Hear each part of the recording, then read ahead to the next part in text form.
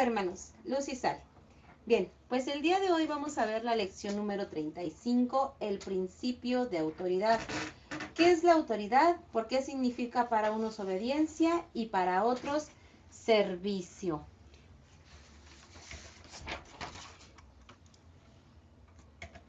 Los antecedentes. Bueno, ya vimos en lecciones anteriores que Dios es nuestro creador, es nuestro conservador, ordenador, principio y fin de cuanto existe. A estas alturas nosotros ya no debemos tener ninguna duda sobre eso, al contrario, que Él tiene toda la autoridad sobre la naturaleza, que es su creación, pues cuanto más también la tiene sobre nosotros. Ya lo dice el Salmo, Él es un rey, y a estas alturas, pues ya nosotros no tenemos ninguna duda sobre que Él. ¿Qué vamos a profundizar el día de hoy? Nos dice, vamos a estudiar el cuarto mandamiento.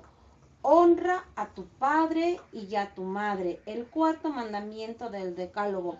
Fíjense bien que la palabra o el mandamiento no nos dice obedece, ama o respeta, sino que nos dice honrar. Y nos dice que es para ambos progenitores, ¿sí? Entonces vamos a ver que analizándolo vemos que es un mandato que viene de Dios, no es algo, no es un consejo, es un mandato que viene directamente de la autoridad de Dios y es su ley. Pero además, este mandamiento es el único mandamiento que aparte de que nos da una promesa y no en la eternidad. Los mandamientos tienen la mayoría de su recompensa en la eternidad. Este nos dice que si lo cumplimos va a haber, ¿sí?, una retribución aquí en la tierra. Desarrollo del tema. Bueno, ya vimos que los 3 primeros mandamientos de Dios están dedicados a nuestra relación con Él y a darle gloria. Amar a Dios sobre todas las cosas, no usar el santo nombre de Dios en vano y santificar las fiestas.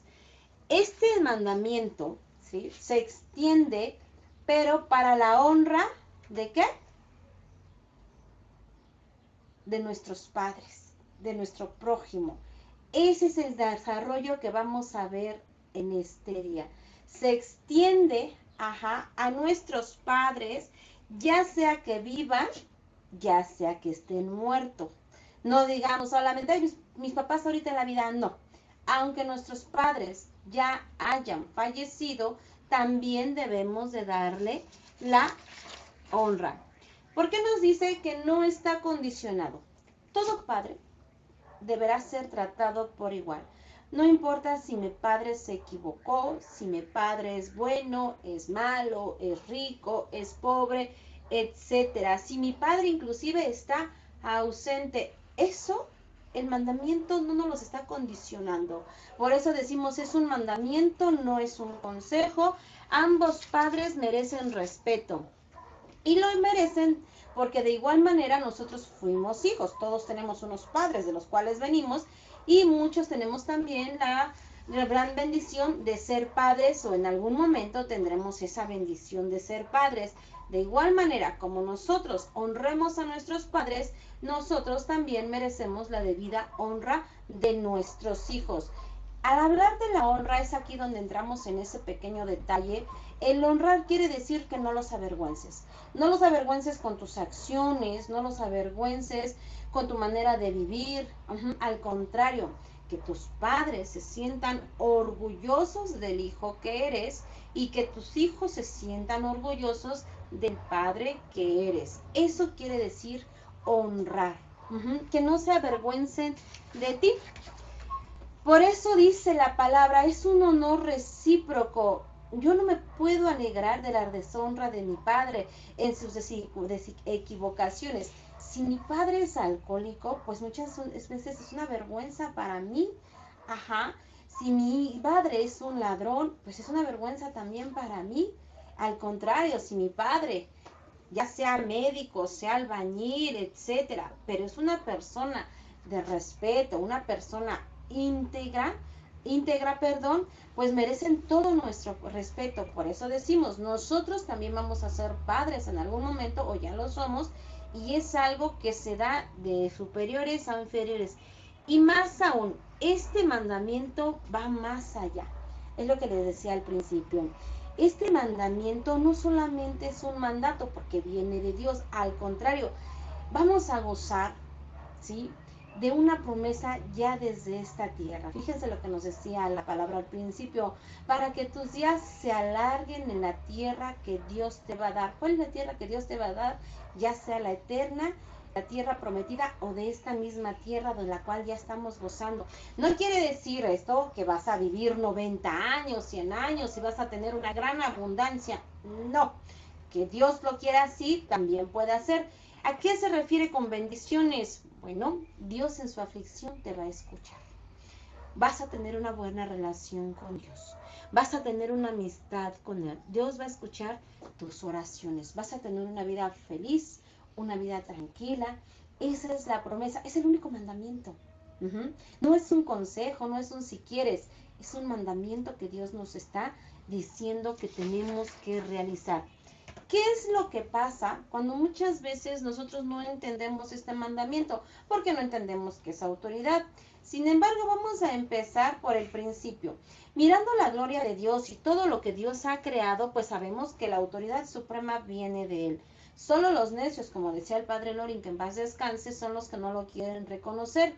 Le obedece a Dios la naturaleza, pues con mayor razón nosotros debemos de obedecerle. Sin embargo, a veces hay dudas de por qué debemos obedecer y sobre todo, pues, ¿por qué voy a obedecer a mis padres? Y yo y los hijos empiezan con muchas tonterías y nos empiezan a decir, pues yo no te pedí traer, yo no te pedí venir al mundo, yo no te pedí nacer, esa es bronca tuya, tú tienes que a mí mantenerme, tú tienes que a mí cuidarme porque es tu obligación, yo no te mandé. Pero eso se da, porque a veces no sabemos realmente qué es la autoridad, de quién viene la autoridad. Si nosotros somos creyentes, estudiamos la palabra de Dios e inculcamos eso en nuestros hijos, pues vamos a ver que la autoridad viene precisamente de Él y que a esto a Dios le es grato, que obedezcamos a nuestros padres y que enseñemos a nuestros hijos la verdadera autoridad, porque esto es grato a los ojos de nuestro Señor. Definición de autoridad. ¿Qué es la autoridad? A veces nosotros pensamos que autoridad es estar mande y mande las cosas y hace esto y hace aquello y ve por eso, o sea, y no, eso no es autoridad, por eso muchas veces nuestros hijos se rebelan a nosotros. ¿Qué es la autoridad? Bueno, la definición nos dice que es una capacidad que tiene la persona de hacer las cosas bien, es decir, una cualidad que podemos ir perfeccionando para que las cosas salgan de la mejor manera posible y que podamos infundir confianza en los demás.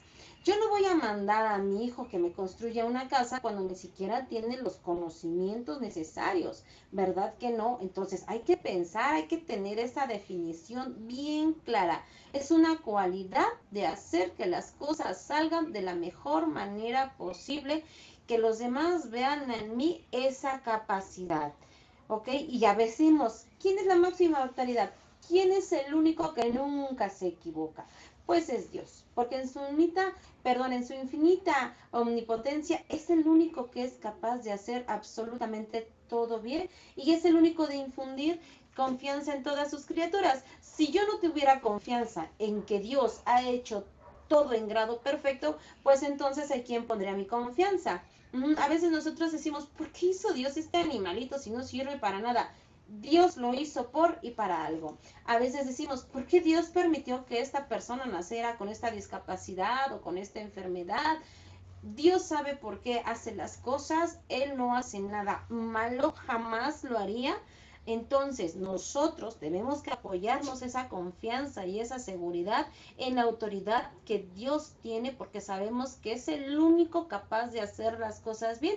Nos lo dice el Salmo, ¿no? Él es mi roca, Él es mi seguridad, en Él es en el que tengo confiar.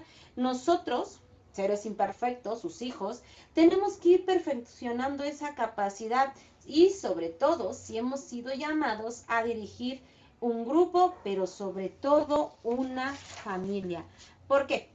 Porque la verdadera autoridad va a brotar de una moral. Nosotros ya vimos en la lección 24 lo que era moral, ¿no? Hábitos y costumbres, pero que había una moral cristiana que superaba a todas las demás porque estaba basada en los hábitos o costumbres basados en la raíz cristiana y la doctrina de nuestro Señor Jesucristo. La semana pasada veíamos la perfección del Espíritu. Bueno, entonces, si unimos estas dos cosas, pues la verdadera autoridad moral va a radicar en la perfección del Espíritu, en seguir todo aquello que nuestro Señor Jesucristo nos ha enseñado, irla perfeccionando siempre de su palabra, siempre tratando de hacer las cosas mejor con sus enseñanzas. Todo aquello que se ha impuesto por la fuerza, con amenazas, con engaños, nos dice que no es autoridad, sino que es tiranía. La palabra de Dios es muy sabia cuando nos dice que si nosotros somos buenos, ayudamos, el pueblo de Dios, nosotros somos el pueblo de Dios, vamos a estar bien, pero si no, sufriremos las consecuencias. Entonces, vamos a ver las raíces de esa autoridad, están en la moral, pero sobre todo en la moral cristiana. Estamos empezando a ver lo que quiere decir el servicio y la obediencia. ¿Qué consecuencias puede haber en nuestra vida? Las vamos a ver más adelante. También nos dice que dentro de la autoridad existe un orden. ¿Qué es un orden? Es colocar las cosas, ¿sí?, en el lugar que le corresponde. Dios, para empezar, es un Dios de orden. Dios no comenzó haciendo primero los peces y luego los mares, sino donde los ponía. O sea, Dios en su grado de perfección hace todas las cosas bien y todo va a llevar un orden, una secuencia. Lleva una disciplina, es decir, todo va a guardar una relación. También nos referimos a orden para las instrucciones que nosotros damos para la realización de una cosa y que esa cosa, decíamos, se haga bien para todos los demás, sobre todo. ¿Cómo voy a dar yo órdenes si no lo sé hacer? ¿No? Yo no le voy a decir a mi hijo, pinta la pared. Yo tengo que primero decirle las instrucciones de cómo lo va a hacer, porque no es muy diferente que yo contrate a alguien que ya sepa o a alguien que no sepa hacerlo. Yo tengo que tener también esos conocimientos, esa cualidad. Dios es una persona, es quien nos dan esas lecciones también de orden, ¿ok? Entonces, ya tenemos aquí lo que es autoridad, lo que es orden. Ya estamos viendo que toda autoridad viene de Dios, que Él es origen de todo bien y de todo orden. Bueno, así como ya entendiendo lo anterior, pues ya no nos va a quedar duda de todo lo que viene, que toda autoridad viene de Dios, que todo lo hace bien, todo lo pone en su respectivo lugar para que funcione a la perfección. Ahora sí, si nosotros hemos sido bendecidos con aquella gracia de tener hijos, ahora tenemos que entender que ese mandato, también Dios nos los está haciendo corresponsable, es decir, nos está dando autoridad sobre nuestros hijos. Esa autoridad que nosotros tenemos sobre nuestros hijos viene única y exclusivamente de Dios. Porque nosotros decimos, bueno, yo tengo autoridad sobre mis hijos, puedo hacer con ellos lo que quiera. Hoy desgraciadamente escuchamos decir, pues es mi hijo y yo puedo matarlo desde antes que nazca. Y sabemos que no, tenemos autoridad, sí, pero todas las autoridades rinden cuentas y nosotros vamos a entregar cuentas sobre las cosas, las que hagamos con nuestros hijos o las que dejemos de hacer, cómo vamos a mantener el orden con nuestros hijos, con nuestra familia. ¿Por qué pasa esto? ¿Por qué muchos de nuestros hijos hoy se nos están revelando? Nosotros como padres también a veces no sabemos cómo guiarlos. Bueno, vamos a ver, nos sitúa la lección en Israel, donde nos dice que en la mayoría era un pueblo joven y la mayoría eran grandes. Estos jóvenes, pues lógicamente era un pueblo que estaba creciendo, que era un pueblo que estaba siendo guiado por Dios, era un pueblo que estaba siendo educado. Ok, entonces el padre, la cabeza de familia, pues tenía que ejercer esa autoridad y a veces podría resultar hasta como tiranía, porque él tenía que escoger la persona con la cual su hijo se iba a casar, dónde iba a vivir y etcétera. ajá, haciéndolo corresponsable. Por eso dicen, pues tú me elegiste esa mujer, de sus aciertos y desaciertos, de sus descendientes. Es decir, tenía que tomar la batuta en esos momentos, no había otra manera de hacerlo. Ajá, ok, a lo mejor a nosotros en estos momentos pues nos parece mal, una tiranía, pero en ese momento tenía que ser así, era un pueblo que estaba siendo educado. ¿Qué pasa con el mandamiento el día de hoy? Bueno, si en ese entonces algunos jóvenes, yo no lo dudo, en Israel llegaban a cuestionarse, pues imagínense al día de hoy. Los jóvenes se cuestionaban cosas, pues ahora, ¿sí?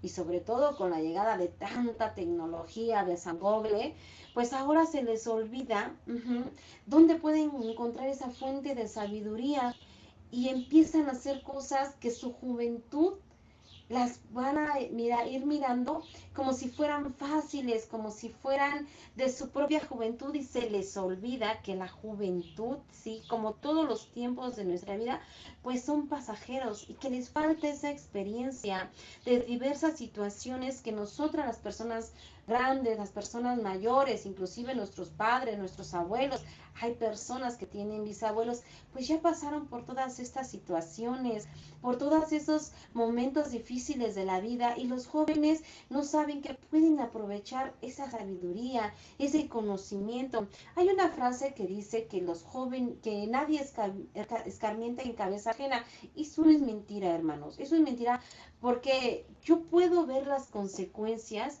que le puede traer a un hermano los actos que está cometiendo. Si mi hermano está cometiendo adulterio, vive en la homosexualidad, si mi hermano está viola, mi hermano mata, etcétera, pues es lógico que va a tener un castigo. Si mi hermano, mi hijo o cualquier persona comienza a consumir drogas, pues sería tonto pensar que yo no puedo caer en eso si también comienzo a hacer lo mismo. Por eso decimos, no, tenemos muchos espejos en los cuales verme y eso es algo que hoy los jóvenes están olvidando, acercarse a los ancianos, acercarse a esas fuentes de sabiduría, para que vayan aprendiendo a discernir, para que vayan aprendiendo a tomar el aprender a gobernarse a sí mismos, el alejarse de las tentaciones que se nos están presentando toda la vida.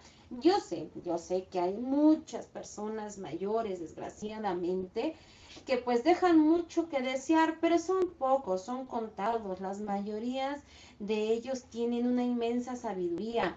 Por eso dice que es una honra extensiva a los mayores, no solamente a los de nuestra familia, sino también a los que están fuera y sean ya mayores. Ajá, muchos de ellos ya han vivido diversas situaciones por las cuales nosotros no hemos pasado y tendremos que pasar. La pérdida de un familiar, la pérdida de un trabajo, un matrimonio. ¿Cómo lo han superado? ¿Cómo lo han vivido? ¿Cuál ha sido el ejemplo que podemos nosotros tomar de ellos? No los dejemos, no son muebles que están en el rincón, no, al contrario, escúchenlos, acérquense a ellos, porque, fíjense bien, nuestro Señor Jesucristo fue bien claro. Nuestro Señor Jesús es fuente de misericordia, de perdón, de amor, pero tuvo fuertes palabras para todas aquellas personas que quieran librarse del cuidado de sus padres. Porque fíjense lo que dice la palabra, honra a tu padre y a tu madre. El que maldiga a su padre o a su madre será castigado con la muerte, sin pretextos, nada de que voy a dar mi ofrenda a la iglesia o mi ofrenda a los más necesitados y me olvido de aquellos que viven conmigo y que son los primeros que tienen que recibir mis atenciones, mi amor y mi respeto. Por eso dice Jesús, no pongas pretextos de que no hay tiempo, de que no hay dinero, etcétera. Para todo tienes tiempo. Yo te aseguro que tú pagas el Skype, pagas el teléfono, pagas la luz y las medicinas de tus papás, ¿cuánto? Y llevarlos a una consulta, etcétera. Yo he visto que desgraciadamente en el medio, en las esferas más altas, es cuando los llevan a asilos. Me ha tocado ver muchos casos donde van a dejar los asilos. Se les hace muy fácil darles el dinero y que otros los cuiden, ¿sí? Pero ¿y la soledad del anciano? ¿Sí? ¿Y la escucha del anciano? ¿Dónde está? Ellos viven de recuerdos, ¿sí? Es su familia la que los llena. Ya están muy cerca, ellos dicen, es que ya me voy a ir. Y los aprovechaste, los cuidaste, los respetaste, te acercaste a ellos, le has preguntado cómo fue su infancia, su adolescencia, cómo vivieron, cómo superaron los momentos difíciles. Por eso dice que la ancianidad de los padres, sí, hay muchos que son necios, testarudos, para comer, para tomar sus medicinas, se la pasan quejando, pero dice la palabra, sé indulgente con él y no lo desprecies. Tenle mucha paciencia, no le causes tristeza, no le causes dolor, no le causes llanto. Decíamos que este mandamiento tiene una promesa. Por eso dice, lo que hagas tú por tus padres, ante el Padre no quedará olvidado, sino que será restauración de tus propios pecados. En tu aflicción Dios se va a acordar de ti, de lo que tú hiciste por tus padres y va a escuchar tu oración. Hermano, no te causes problemas, lágrimas a lo tonto. Si maltratas a tus padres, la palabra es bien claro, dice, maldito serás, dice el Señor, serás blasfemo, ofendes directamente a Dios. Te has portado mal con ellos, reconcíliate, ámalo, cuídalos. Si vivos, inmediatamente corre con ellos, disfrútalos, disfruta de esa promesa que Dios nos está dando en este mandamiento, hónralos con tu conducta, que no se aflijan por tu conducta y por tus debilidades, no le des más problemas a tus padres, al contrario, haz que sus días sean felices y sean tranquilos, sean serenos si están vivos. Si fueron ya llamados ante la presencia de Dios, hónralos con vivir una buena vida, una vida intachable. Haz misas por ellos, haz oraciones donde se encuentren. Tú de todas maneras sigue orando por ellos, sigue comulgando, que donde puedan, que donde a ti te vean, digan, mira, ahí va la hija de fulanita, qué orgullosa se sentiría de sus hijos si viviera. Y que no digan, uy, su madre se ha de estar revolcando en la tumba de dolor y de coraje. ¿Verdad que es bien diferente? Honra a tu padre y a tu madre para que los días de tu vida se alarguen, sean felices en la tierra que Dios te dará. Bien, ahora vamos a pasar a la autoridad en función de servicio. Nos dice que solamente hay autoridad de un hombre sobre otro con una justificación, es decir, con una sola razón. Que esa autoridad, quien la vaya a tener, sea para servirle, no para amedrentar, ni siquiera para engañar, ni para amenazar, sino que la persona que tenga autoridad tenga la capacidad de hacer el bien para los demás. Eso deberían de ser la autoridad o nuestras autoridades, algo así como nuestros gobiernos. Dan todos para servirnos, ¿no? Que saben hacer las cosas muy bien, no. La autoridad es eso, que tú sepas hacer las cosas bien, ¿sí? Siempre. Que sepas discernir, que sepas por qué mandas y para qué mandas. Si te han dado autoridad en un grupo, en una familia, esa autoridad tú tienes que hacerla de servicio. Nada de que te aproveches del lugar o del puesto que tienes. Al contrario. ¿Y por qué? ¿Cómo vas a saber si tú estás haciendo las cosas bien? Bueno, ¿no quieres temer a la autoridad? Haz las cosas correctas y obtendrás de ellas elogios, pues tú eres un servidor de Dios y un servidor para el bien. ¿Por qué? Porque nosotros como padres somos autoridad en la casa, pero sobre todo en la familia. Por eso decimos el principio de autoridad en el hogar. ¿Por qué en el hogar? Porque el hogar, la familia, es la base de la sociedad. Esta autoridad que tenemos sobre los hijos, ya vimos que viene directamente de Dios y que yo voy a entregar cuentas de esa autoridad. Pues bueno, esa autoridad que yo tengo sobre mis hijos no debe ser con amenazas ni con golpes, Personalmente digo que a veces uno que otro sí se lo merecen, pero no al grado de lastimar, ni física, ni moral, y mucho menos espiritualmente a nuestros hijos, sino hacer bien las cosas por y con amor, con ejemplo. Si yo le pido a mis hijos las cosas, tienen que ser con amor, con amabilidad. ¿Cómo le voy a pedir yo a mi hijo? A ver, ven a limpiar tu cuarto y si no te dejo sin cenar.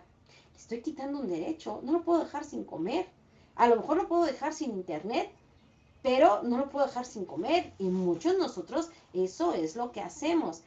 Nosotras las mujeres tenemos esa fama de que siempre estamos gritando por todo y es parte, sí, a veces sí lo hacemos, pero por eso dice que es una capacidad que debemos ir perfeccionando para que los hijos obedezcan por y con amor.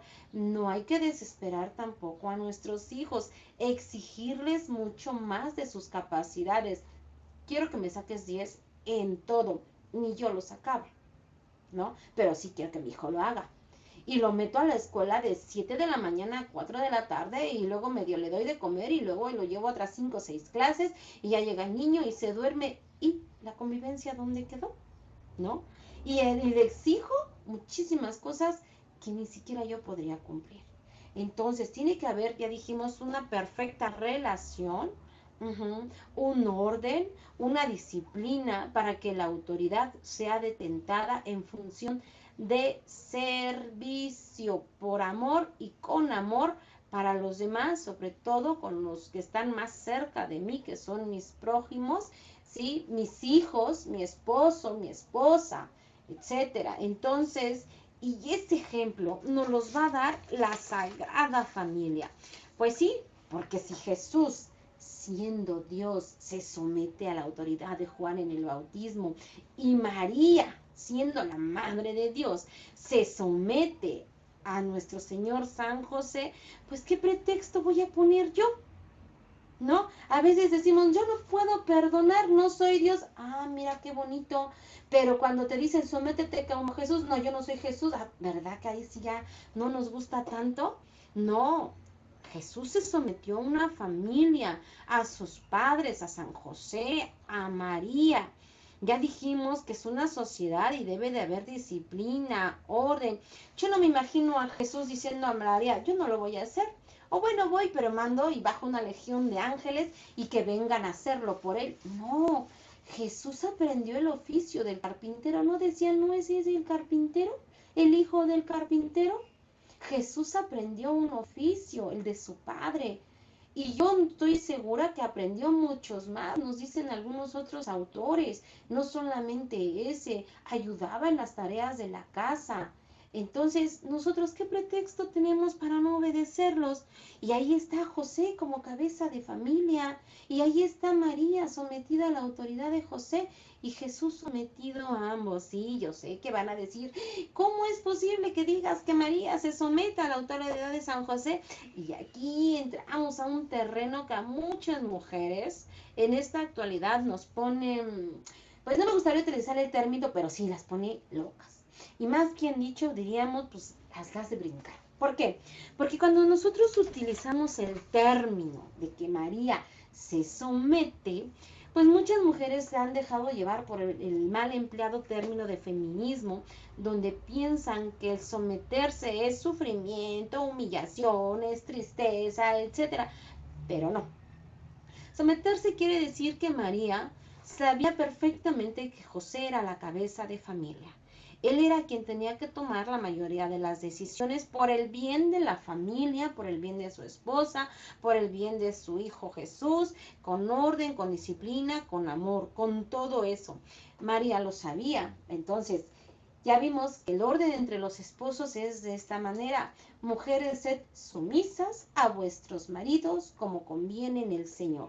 Ajá. Si nosotros tenemos el ejemplo de María Santísima como una verdadera madre, como una verdadera esposa, pues ese es el ejemplo que nosotros tenemos que tomar.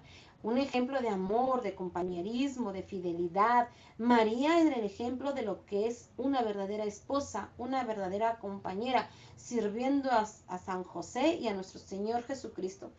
todo lo que hagas, hazlo por amor. Si vas a lavar, si vas a planchar, si vas a cocinar, etcétera. Sí, inclusive aunque trabajes, tienes que hacerlo. O sea, son cosas que a nosotros como mujeres nos corresponden. Pero también la palabra dice, maridos, amad a vuestras mujeres y no seáis ásperos con ellas. Si yo cumplo con mis funciones como madre, como esposa, pues mi esposo también tiene que cumplir las que a él le corresponden como cabeza de familia. ¿Para qué? Para que todo sea en función del hogar, en función de nuestra iglesia doméstica. Por eso dice, no sean ásperos, no sean infieles, no sean bruscos, ámenlas, ¿sí?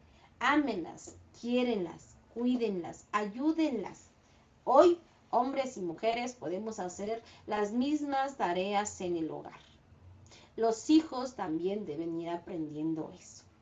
Es una autoridad, es una disciplina, es un orden, es un mandato de Dios. Sed sumisas como conviene al Señor y ustedes amen a sus esposas para que no sean ásperos con ellas. Así y solo así se forma un verdadero matrimonio cristiano.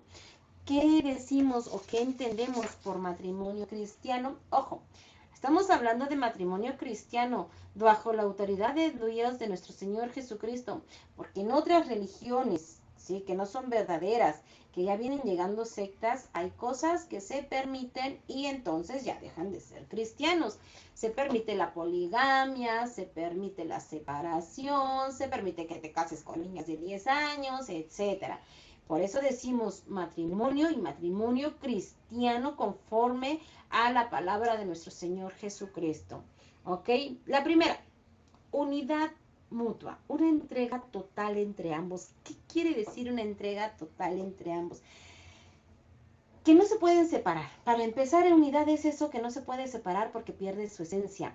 Ni física ni espiritualmente ya no puede haber separación. Si existe la separación, entonces van a entrar las infidelidades, los engaños. Por eso los esposos deben de estar siempre en una entrega total, en una comunicación exclusiva de uno y con el otro, sin terceros, nada de infidelidades. Es que mi esposo no me escucha, me voy a ir con mi amigo, ese sí me escucha, ese sí me comprende, ese sí me oye. Mi mejor amigo es el que vive del otro lado. No, corazón, tu mejor amigo es tu esposo. Ese es tu mejor amigo con el que estás casada. Ese es tu mejor amigo. Por eso decimos, nada de infidelidades, ya sean de pensamiento, palabra y mucho menos de obra. Eso es ofender a Dios directamente. La segunda es la indisolubilidad. Solo la muerte lo puede disolver, ¿sí? Nada puede desatarse, no puede deshacerse. Lo que Dios unió no lo separa el hombre. Aunque te separes y te vayas al otro lado del mundo y cruces todos los mares y los océanos, ¿sí? Y te cases o te juntes otras 20 veces, según tú, si tu matrimonio contó con todos los requisitos para ser un sacramento, estás casado por la ley de Dios y nada puede cambiar ese hecho. Si lo haces, te separas, es duro, pero es cierto. Busquen en el catecismo de la Iglesia Católica, pues caes en el pecado de la fornicación. Por eso es importante que en el noviazgo tengas una preparación adecuada en elegir un compañero de vida.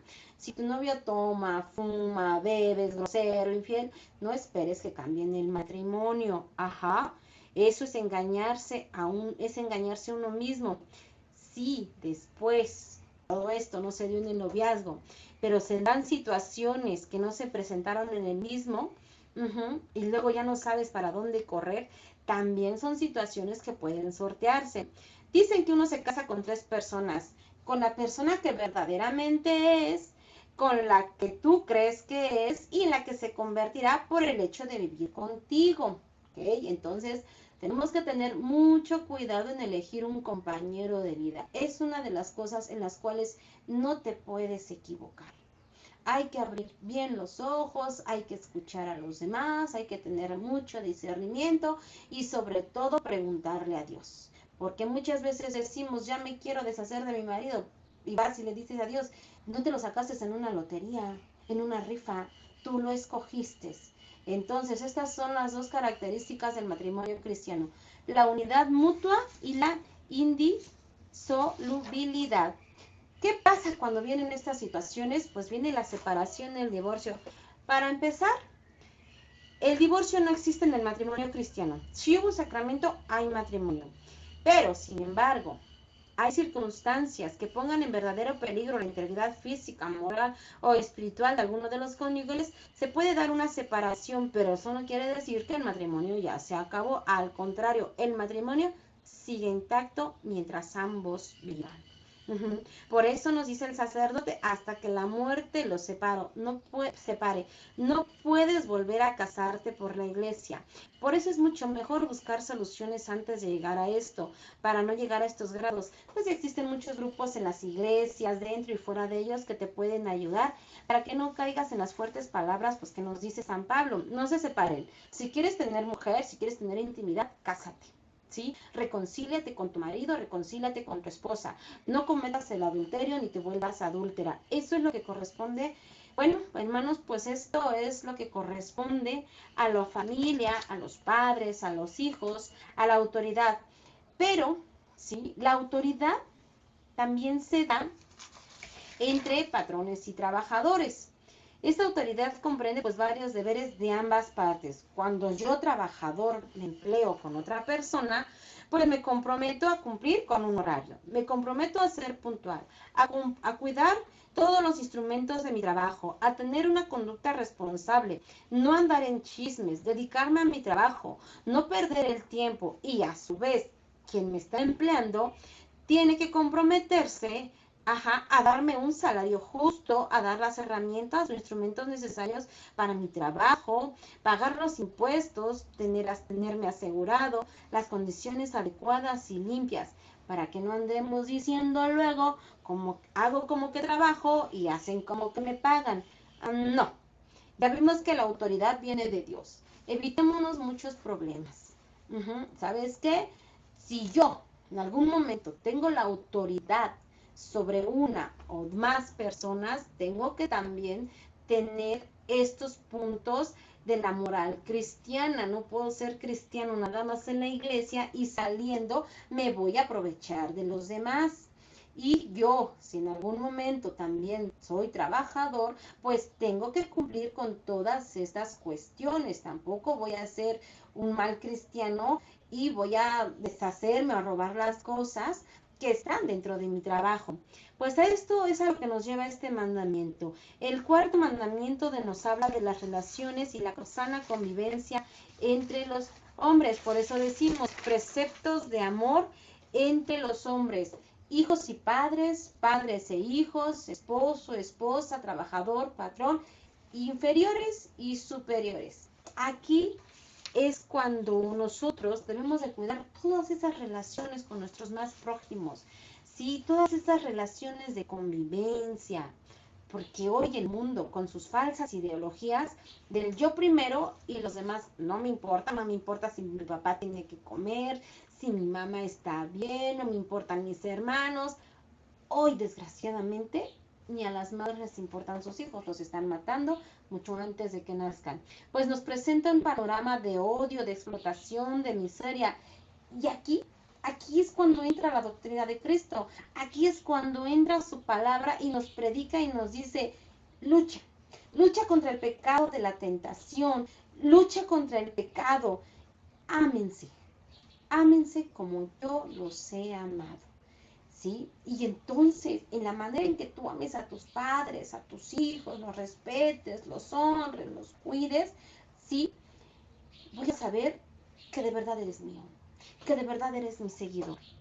A veces resulta difícil, sí, un compañero de trabajo con el cual no te puedes ni ver, con tu esposo que cambió y tus papás necios, etc. En Colosenses, San Pablo nos dice, sopórtense. Si no puedes amarlos, sopórtense, ¿sí? Perdónense si tienen una queja uno contra otro. Así como el Señor los perdonó, también ustedes pero sobre todo revístanse de amor, porque ese es el lazo de la perfecta unión. Sopórtense. Dios nos dice, ámense, ¿sí? En el amor de Cristo. A tu esposo o tu esposa tú lo escogiste. Nadie te obligó a amarlo, salvo algunas cuestiones, pero eso ya es es cuestión de otro tema. Pero nadie te eligió a ti, al esposo, lo escogiste tú. Tú no elegiste a tus padres, son los que Dios te dio y por mandato de Dios debes de amarlos, cuidarlos y respetarlos. Tú decidiste tener hijos porque son una bendición que Dios te dio cuando te casaste.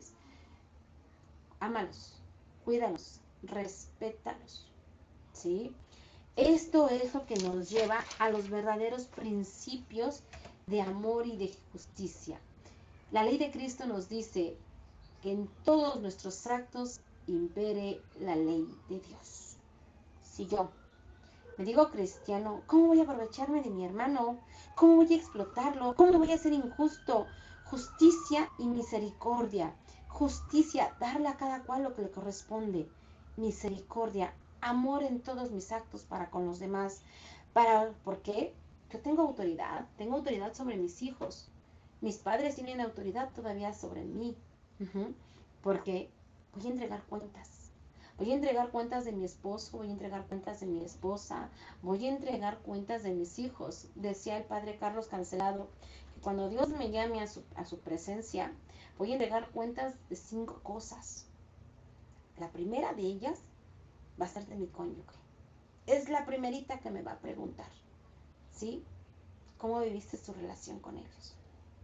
Tu relación con tus hijos, ¿sí? ¿Cómo viviste tu fe? Tu vocación y el cuidado que tuviste a la naturaleza.